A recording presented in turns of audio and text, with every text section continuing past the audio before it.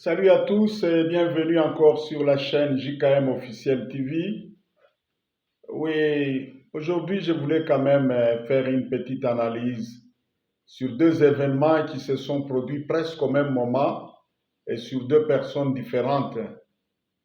Il y a quelques jours, lors d'un débat entre M. Trump et M. Biden, les choses étaient tellement claires que Biden n'a pas rassuré dans ce débat-là et il a été vraiment, permettez le terme, tabassé, archi-battu par Trump, au point qu'il y a même les doutes parmi les républicains. Il y en a qui commencent à penser changer de candidat en plein parcours, mais apparemment ce n'est pas facile. Au même moment aussi, M. Macron il y a eu vote au niveau européen.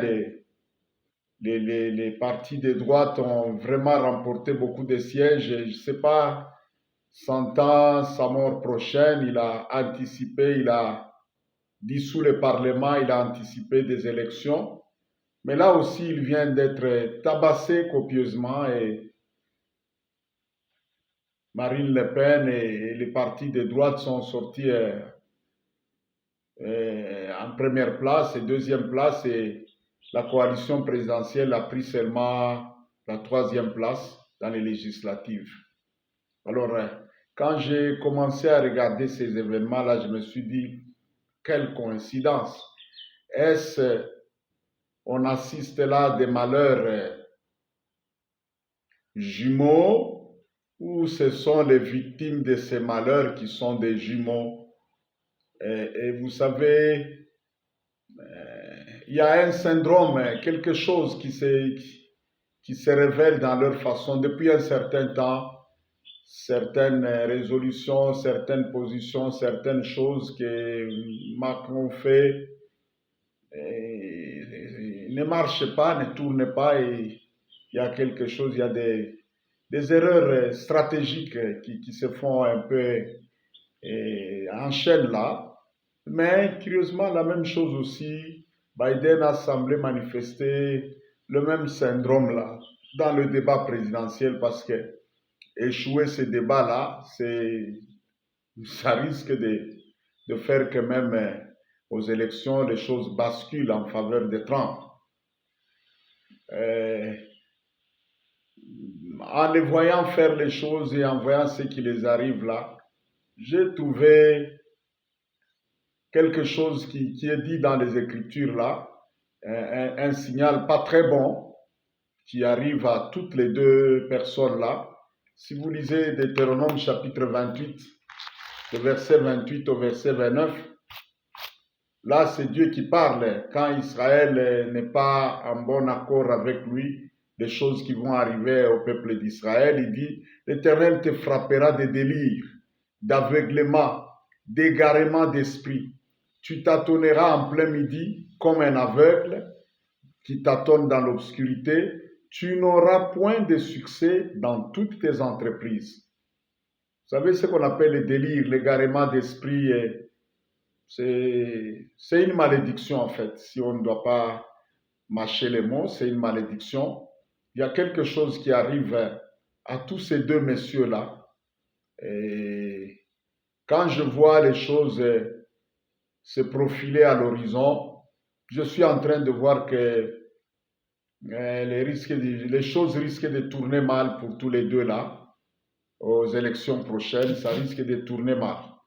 Et malheureusement, toutes ces deux personnes-là ont aussi une prise de position pas tellement bonne à l'égard de l'Afrique et principalement à l'égard de notre pays, la République démocratique du Congo. Et si on doit faire un peu de géopolitique ou de géostratégie, comme ça dépend des termes, l'échec de ces deux personnes-là risque de faire mal à certains de nos oppresseurs, certains de ceux qui sont en train de nous déranger, de déstabiliser notre pays. ça risque de faire très mal, très mal. Vous savez, il y a un proverbe africain qui dit, quand vous voyez un petit poussin qu'on a abattu comme ça, mais sa viande arrive à remplir toute la marmite, c'est que la mère poule est en dessous là. Cette guerre-là, la manière qu'elle se fait là et la manière que ça résiste là, et, vous saurez comprendre que la mère poule est en dessous là. Et malheureusement, la guerre, elle n'est pas seulement militaire et tout ça. La guerre, il y a beaucoup d'éléments qui sont engagés là-bas.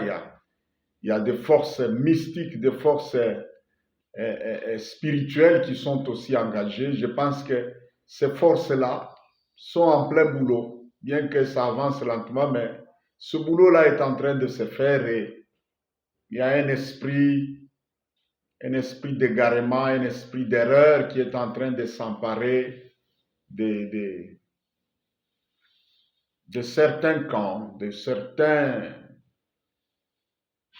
Qu'est-ce que je peux dire, moi? Certains camps, oui, et apparemment, ça risque d'aller très, très, très loin et de jouer à l'avantage de certaines nations qui étaient oppressées, dérangées, piétinées. Ça risque de jouer vraiment à leur avantage pourvu que ces pays aussi sachent comment se positionner, parce que parfois nos dirigeants aussi semblent faire trop de diplomatie, trop de... Je ne sais pas si c'est gentillesse ou quoi là. Vous savez, il y a un autre adage, Louba, qui dit, quand quelqu'un fait semblant de te gifler, toi aussi, fais semblant d'esquiver. Les autres font comme s'ils faisaient semblant de soutenir nos oppresseurs. Mais toi aussi, pourquoi tu ne peux pas faire comme si tu allais du côté de ceux qui semblent te soutenir contre tes oppresseurs là? Vous savez, la vie, elle est faite comme ça parfois. Dans des moments difficiles, vous savez clairement voir qui est pour vous, qui n'est pas contre vous.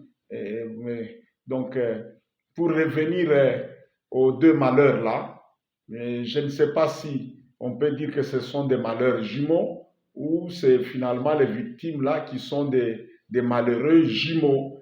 Et en voyant les choses aller, je vois que ça va très mal, ça va très mal, ça risque de se terminer très mal.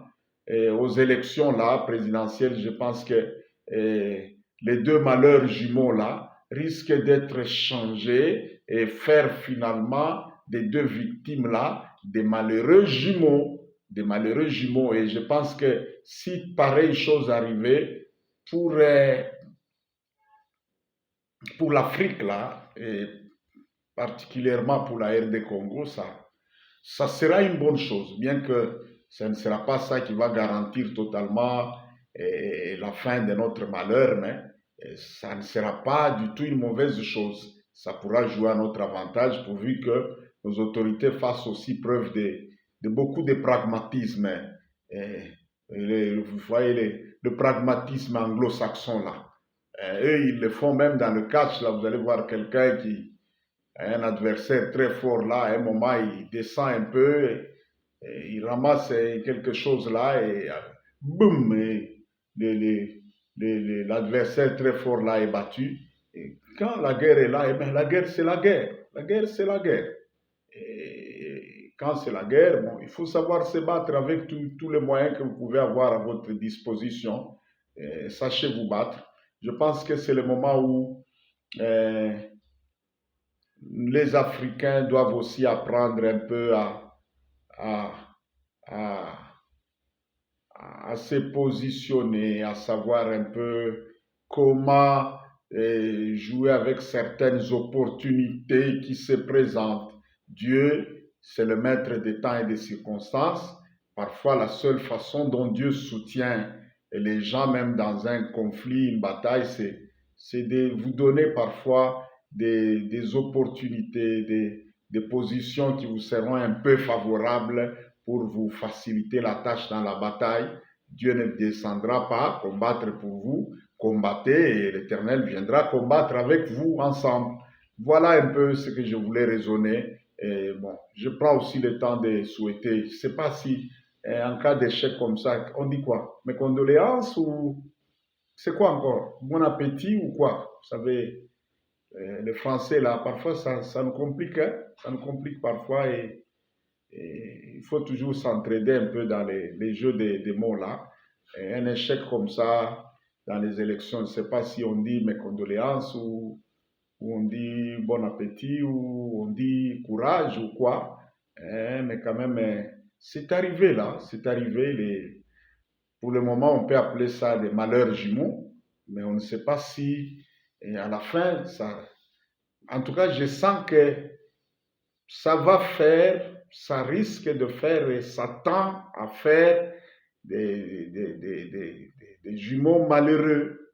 Je sens, bon, euh, c'est quoi? Je déclare ou je prophétise ou j'annonce d'avance ou je décrète tout ça. Bon, on dirait que les événements jumeaux là, les malheurs jumeaux là, sont en train déjà de préparer et d'amener vers des jumeaux malheureux.